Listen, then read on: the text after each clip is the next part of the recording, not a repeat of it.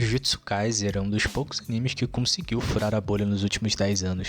Outro anime que conseguiu fazer o mesmo é Demon Slayer de forma tardia One Piece. Além disso, o Jujutsu Kaisen criou dois grandes ícones da cultura pop. Sukuna e Gojo geram discussões de fandoms e teorias na internet a rodo, e a luta dos dois literalmente se tornou um evento. Eles praticamente roubaram o protagonismo do anime. Isso ocorreu organicamente e acredito que nem o próprio autor imaginava que esses dois personagens se tornariam símbolos tão presentes. Se pegar qualquer outro anime global, como Naruto, Bleach, One Piece, Dragon Ball, você irá pensar em algum elemento que faz parte ou tem relação direta com o que de fato move a história. Mas quando falo em Jujutsu Kaisen, a imagem que me vem à mente é Sukuna e Gojo.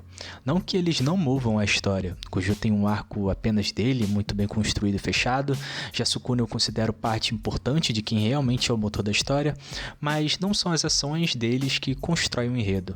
Ao meu ver, esses dois personagens são maiores do que a própria obra. As pessoas não leem ou assistem pelas histórias dos personagens, mas pelos símbolos que eles representam. Isso é tão perceptível que o autor não consegue se desvincular deles, sendo que isso nunca foi um problema.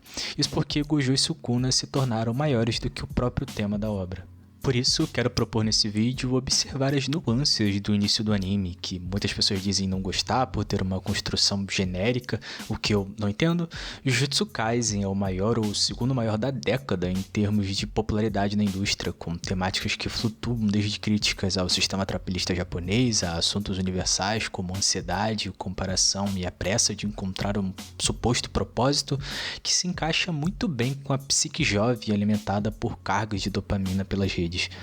Ryomen Sukuna é o nome do primeiro episódio e já na primeira cena revela a grande diversidade a ser enfrentada. Esse início tem uma vibe de shonenzão, o que reitero que não vejo problema algum.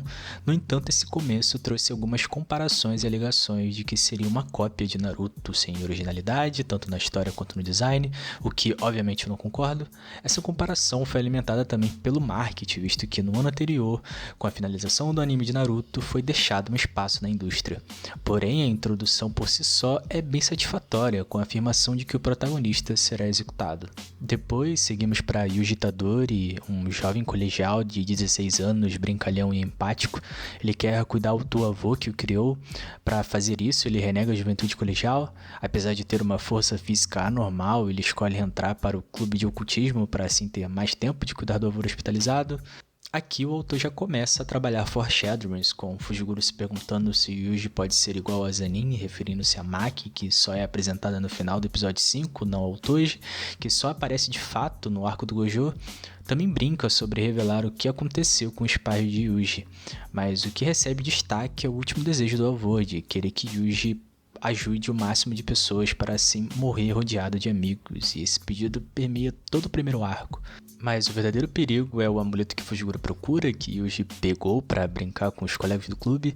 A urgência do episódio surge ao descobrir que a energia amaldiçoada que Fujiguro sentia vinha apenas do compartimento que guardava o amuleto, e na verdade o item estava com os colegas de Yuji na escola.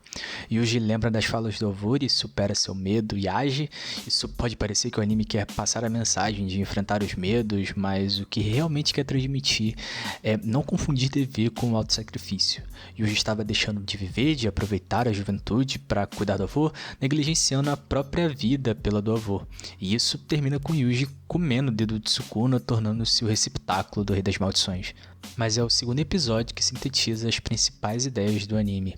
É nele que temos o primeiro contato de fato com a organização, os conceitos da escola de feiticeiros e sabemos mais sobre o Rei das Maldições. O episódio começa com Yuji aceitando a proposta de Gojo de comer os 19 dedos restantes do Sukuna, com a ilusão da escolha da própria morte. Ele é apresentado ao diretor da escola com aqueles ursos de pelúcia que descobrimos serem corpos amaldiçoados. Ele pergunta a razão de Yuji querer entrar na escola. Yuji responde que irá comer os dedos do Sukuna e que é um pedido do avô. O diretor o reprova, dizendo que essa é a vontade de outra pessoa, e pergunta se ele culparia o avô quando morrer por uma maldição.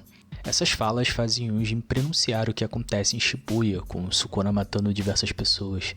Isso faz esse episódio ter ainda mais impacto, além de seu tema.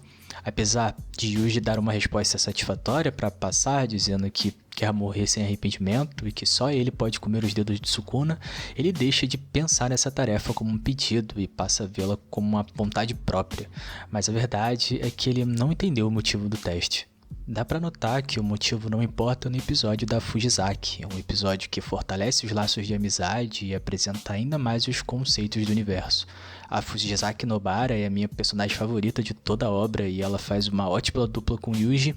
Eles se dão tão bem por terem tomadas de decisões distintas. Enquanto Yuji é mais emotivo e se preocupa muito com os sentimentos dos outros, Fujisaki é mais racional e lógica. Isso também se reflete no motivo dela se tornar uma feiticeira, ela só quer morar em Tóquio. Tem esse diálogo que eu não gosto muito porque claramente não é o Yuji, mas o autor dizendo que ter um motivo mais sério não te torna melhor. A grande verdade é que quanto mais egoísta o motivo para se tornar um feiticeiro, melhor, não importa a intenção. A leveza de Yuji Fujisaki continua no início do episódio, contrastando com a escala do perigo do feto amaldiçoado. Nesse episódio, mais da lore é apresentada com a estratificação do nível de poder das maldições e feiticeiros. Praticamente tudo que o diretor expõe para Yuji é posto à prova e suas crenças são quebradas. Uma movimentação da organização muito suspeita, mas bastante plausível, visto que desde o início já é dito que feiticeiros são minoria. O grupo de estudantes do primeiro ano fica responsável pela missão de reconhecimento e resgate de possíveis sobreviventes em um reformatório atacado pela aparição de uma maldição de nível especial. Yuji toma as dores de uma mãe desesperada pelo filho e surge o primeiro grande dilema: levar o corpo de uma pessoa que viveu uma vida moralmente incorreta e criminosa para tranquilizar uma mãe ou procurar sobreviventes e manter os amigos a salvo. O surgimento do feto amaldiçoado durante o conflito entre Yuji e Fushiguro apenas expõe a crueldade e o peso das escolhas. O protagonista altivo e corajoso, com uma motivação pura, se vê lamentando e culpando o avô pelo pedido, mesmo resistindo, pegando os sentimentos conflitantes e desferindo o primeiro flash negro, o ataque que se torna a marca do personagem, se entrega ao desespero e junto à descoberta de que é impossível viver uma vida sem arrependimentos. Um pouco de motivação surge ao sinal da fuga dos amigos e ele se entrega ao Sukuna.